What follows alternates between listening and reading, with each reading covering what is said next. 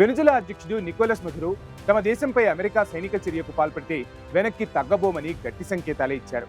Reuters నివేదిక ప్రకారం Venezuela దీర్ఘకాలిక ప్రతిఘటన పేరుతో ఒక ప్రత్యేక వ్యూహాన్ని రూపొందించింది. ఈ వ్యూహం కింద దేశవ్యాప్తంగా 280కి పైగా చిన్న చిన్న సైనిక దళాలను మోహరించనున్నారు. ఈ దళాలు గెరిల్లా యుద్ధం అంటే చాపమారి దాడులు, విధ్వంసం వంటి పద్ధతుల్లో శత్రువును దీర్ఘకాలికంగా ఇరికించేందుకు ప్రయత్నిస్తాయి. శత్రువు దాడి చేస్తే దేశం మొత్తాన్ని అస్థిరంగా మార్చే మరో భయంకరమైన ప్రణాళికను కూడా వెనిజులా సిద్ధం చేసింది. అమెరికా దాడి చేసినట్లయితే వెనిజులా గూఢాచార సంస్థలు, ప్రభుత్వానికి మద్దతిచ్చే సాయుధ గ్రూపులు రాజధాని కారకస్ వీధుల్లో అరాచకాన్ని సృష్టిస్తాయి. తద్వారా బయటి శక్తులు దేశాన్ని నియంత్రించడం అసాధ్యంగా మారుతుందని ఆ వర్గాలు భావిస్తున్నాయి. దేశంలోని ప్రతి పౌరుడు మాతృభూమి రక్షణకు సిద్ధంగా ఉండాలని మదరో పిలుపునివ్వడం, దాదాపు 8 మిలియన్లు సిద్ధం చేస్తున్నట్లు ప్రకటించడం వెనిజులా ధీమాకు నిదర్శనం. వాస్తవానికి వెనిజులా సైన్యం పరిస్థితి అత్యంత దయనీయంగా ఉంది. సైనికులకు జీతాలు చాలా తక్కువగా ఉండడంతో వారు కనీసం తిండి కోసం కూడా స్థానిక రైతులతో బేరసారాలు ఆడాల్సిన పరిస్థితి. సైన్యం వద్ద ఉన్న ఆయుధాలు కూడా ఎక్కువగా పాత రష్యన్ ట్యాంకులు, హెలికాప్టర్లు, సుకోయ్ ఫైటర్ జెట్లే. ఇవి అమెరికా